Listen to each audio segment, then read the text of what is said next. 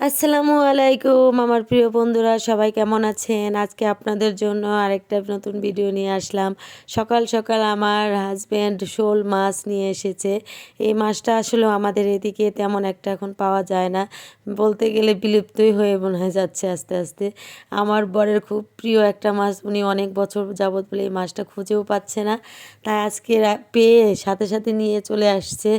আর সে খুব খুশি, আর সে বলতেছে আমি নিজেই আজকে মাছটা কাটবো। আসলেও মাছ টাছ আমার বরই কাটে, আর কি বলবো, আমি সব মাছ কাটার মধ্যে একটু কমই যাই। তবে তারপরও উনি একেবারে খুব খুশিতে মাছটা কেটে নিচ্ছে, কারণ আজ উনি মানে মাছটাও আলু দিয়ে আজকে ঝোল খাবে, মানে তার খুবই প্রিয় একটা মাছ। তাই দেখুন কত সুন্দর, আর মাছটা অনেক বড় ছিল, দেখে হয়তো বা বোঝা যাচ্ছে না, কিন্তু মাছটা অনেক বড় আর পিসগুলো অনেক বড় বড় হয়েছিল। দেখুন কত সুন্দর করে কেটে নিচ্ছে মাছগুলো।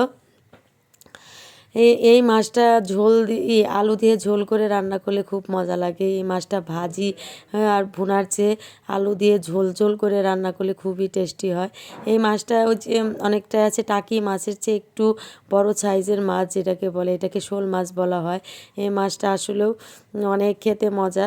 আমি আসলে অনেক বছর আগে খেয়েছিলাম, মনে নেই, তবে এই মাছটা রান্না করার পর খেয়ে দেখলাম আসলে অনেক মজার একটা মাছ, খেতে অনেক মজা।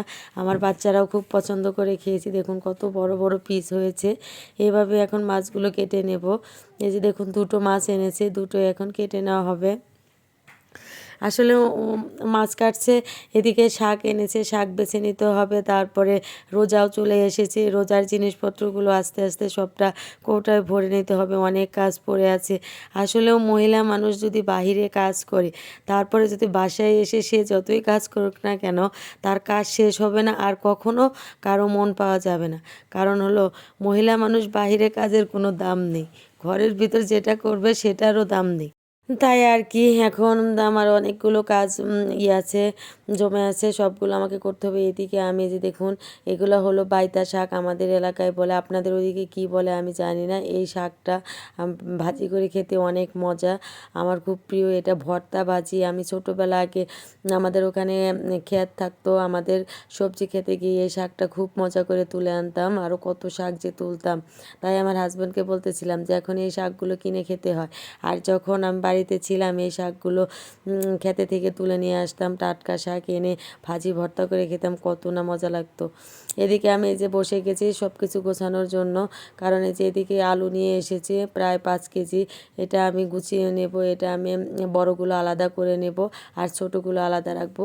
ছোটোগুলো ভর্তা ভাজি এগুলো খাওয়ার জন্য, আর বড়গুলো মাছের তরকারি রান্না করার জন্য, বড় মাছ বা মাংস রান্না করার জন্য বড় বড় আলুগুলো খুবই দরকারি। আর ছোট আলুগুলো এগুলো শুটকি বা ভাজি ভর্তা যাই হোক এগুলো করে খাওয়া যাবে। আর আমাদের যেহেতু সকালবেলা, প্রত্যেকদিন সকালবেলা স্কুলে আমি টিফিন নিয়ে যাই, তাহলে আলু ভাজি বা বাঁধাকপি যেটা মানে আমি আমার মতো সুযোগ হয় সেটাই আমি করে নিয়ে রুটি দিয়ে টিফিন নিয়ে যাই। তাই ছোট আলুগুলো আমি ভাজির জন্য আর ভর্তার জন্যই রেখে দেবো। তাই আর আলু যেহেতু এগুলো ছোটো আলুগুলো এগুলো নতুন আলু পচে যেতে পারে, তাই আমি এই আলুগুলো এখন করে নেব, গুছিয়ে নেব, মানে যে একটা বিছিয়ে তার উপরে সুন্দর করে ছড়িয়ে রেখে দেবো, যাতে আলুগুলো সহজে পচে না যায়। আর এই যে বড় আলুগুলো বড় জাকাতে ছড়িয়ে রেখে দিব।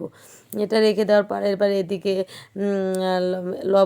এগুলো হলো চিনি, চিনি এনেছে, আবার এই যে আটা এনেছে, এগুলো গুছিয়ে যে রেখে দেব। তারপর আস্তে আস্তে আরও অনেক কিছু আছে, কারণ সেদিন রোজার বাজার করেছিল, সেইগুলো কিছুই গোছানো হয়নি। আজকে যতটুকু পারবো গুছিয়ে নেব, আর যতটুকু থাকবো আমি ভাবতেছি প্রথম রোজার দিন বেশি করে ভিজিয়ে ফ্রিজ করে রেখে দেব, তাহলে আমার জন্য সুবিধা হবে, পরে বের করে শুধু রান্না করলে তাই হবে। এদিকে আমি চিড়াগুলো রেখে দিব, কারণ রোজার দিনে চিড়া দই দিয়ে খেতে অনেক মজার একটা ইফতার হয়ে যায়, কারণ সবসময় ভাজা পোড়া খেতে ইচ্ছে করে না। তাই যে আমি চিড়েগুলো এইভাবে একটা পলিথিন দিয়ে সুন্দর করে রেখে দিলাম, তাহলে দেখা যাবে যে অনেক দিন থাকবে। কারণ হলো দেখা যায় যে রোজার মধ্যে এমনি এটা সেটা খেতে খেতে অনেক জিনিস খাওয়া হয় না, তাই একটু যত্ন করে রেখে দিলে জিনিসটা অনেক দিন ভালো থাকবে। এদিকে আমার এই যে কাজের বেটি বারে কাজ, এদিকে যাচ্ছে ওদিকে যাচ্ছে, মানে আমিও কাজ করতেছি, সেও এদিকে ওদিকে ঘর মোছা টোছা করতেছে, তাই তারও অসুবিধা হয়ে যাচ্ছে, আমারও অসুবিধা। তারপরও ভাবলাম যে এভাবে গুছিয়ে নিই। এগুলো হলো এগুলো হলো খেজুর, খেজুর এনেছে, অনেকগুলো খেজুর এনেছে রোজার জন্যে। খেজুরগুলো এখন আমি বয়মে ভরে রেখে দিব, কারণ হলো রোজার আগে এগুলো মোটামুটি বাজার করে নেওয়া হয়েছে। তাই এগুলো এখন বয়ম ভর্তি করে, বয়মগুলো সুন্দর করে মুছে বয়ম ভর্তি করে রেখে দিলাম। তাহলে দেখা যাবে যে পরে আর অসুবিধা হবে না। রোজ ইফতারের আগে শুধু বের করে বের করে খেয়ে এই ইফতারের আয়োজনে থাকলেই হবে। এখন এদিকে দেখুন এই যে ছোলা বুট, এগুলো আমি, এগুলো সবগুলো এখানে আটবে না, তাই আমি এগুলো কিছুটা বয়ম করে রেখে, আর যতগুলো থাকবে ততগুলো সবগুলো আমি ভিজিয়ে সিদ্ধ করে ফ্রিজে মানে বাটিতে করে রেখে দেবো, আমি আগেই বললাম।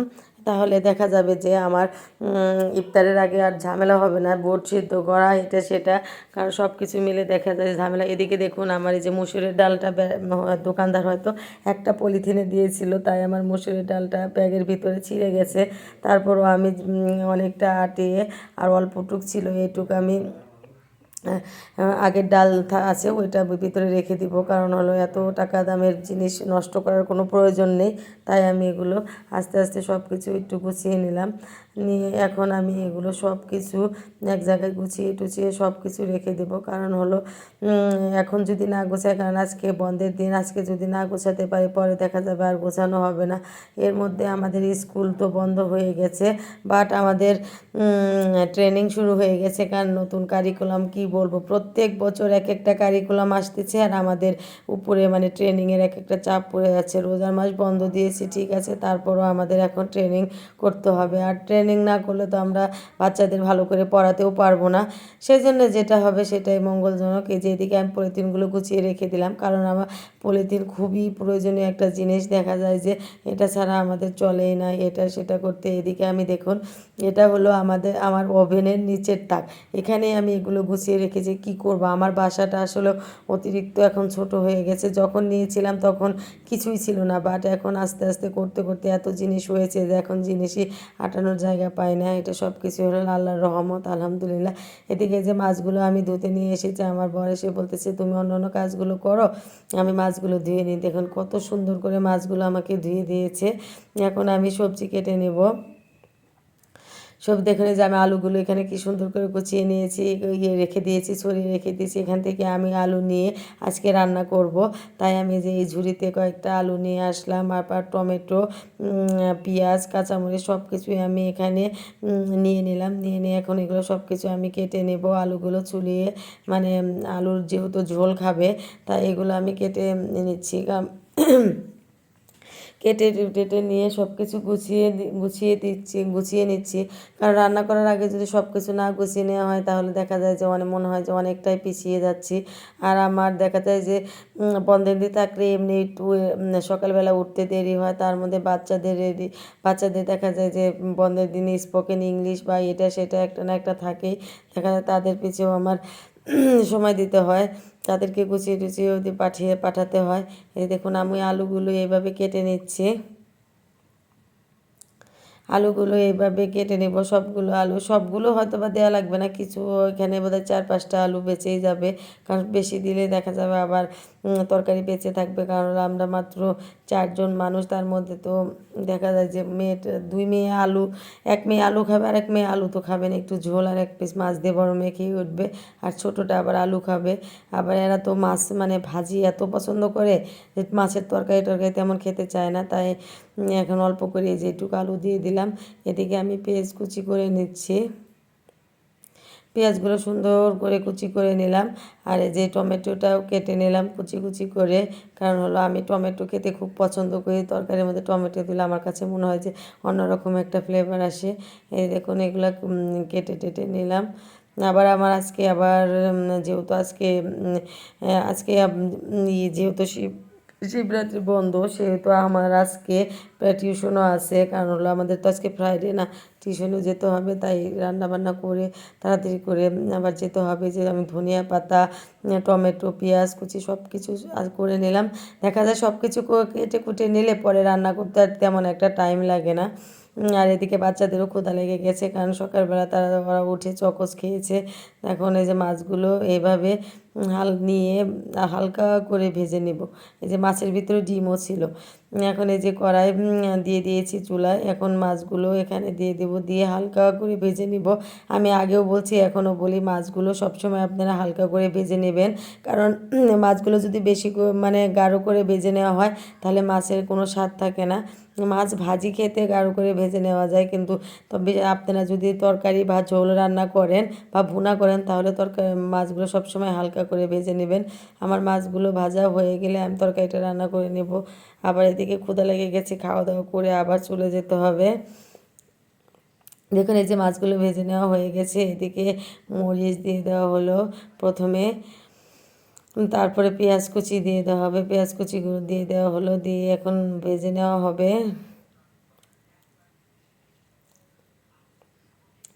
কিছুক্ষণ ভেজে নেওয়া হবে। এখানে অল্প তেলে রান্না করা হচ্ছে, কারণ হলো তেল হয়তো বা তেল এতটুকুই থাকবে, কারণ এখানে বেশি তেল দিয়ে রান্না করা যাবে না, অল্প তেল দিয়ে এখানে রান্না করা হবে। একটু লবণ দিয়ে দেওয়া হলো, এখন ঢেকে দেওয়া হবে, ঢেকে আস্তে আস্তে কষিয়ে রান্না করবে। এখানে আদা বাটা, রসুন বাটা এগুলো দিয়ে দেওয়া হয়েছে। এখানে জাস্ট আদা বাটা, রসুন বাটা আর একটু জিরা বাটা, আমি পরে বললো যে একটু জিরা বাটা লাগবে, জিরা বাটা দিলে ভালো হয়। এগুলো তরকারি আমার শাশুড়ি রান্না করে জিরা বাটা টাটা দিয়ে খুব মজা হয়, সেজন্য আবার আমি পাটায় অল্প একটু জিরে ব্লেন্ড করতে গেলে করা যাবে না, তাই আবার জিরেটা আমি পাটায় বেটে দিয়ে দিলাম। এদিকে এই যে মরিচ, ধনিয়া, হলুদ এগুলো সব আধা চামচ করে দিয়ে দিচ্ছি, যেহেতু কাঁচামরিচ দেওয়া হয়েছে তাই মরিচের পরিমাণটা গুঁড়া মরিচের পরিমাণটা একটু কম করে দেওয়া হলো।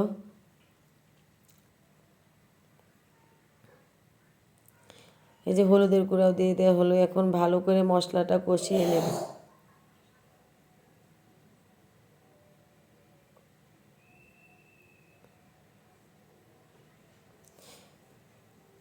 এখন একটু এখানে মশলাটা যখন একটু ভাজা ভাজা হয়ে যাবে তখন এখানে দিয়ে দেওয়া হবে কি পরিমাণ মতো পানি।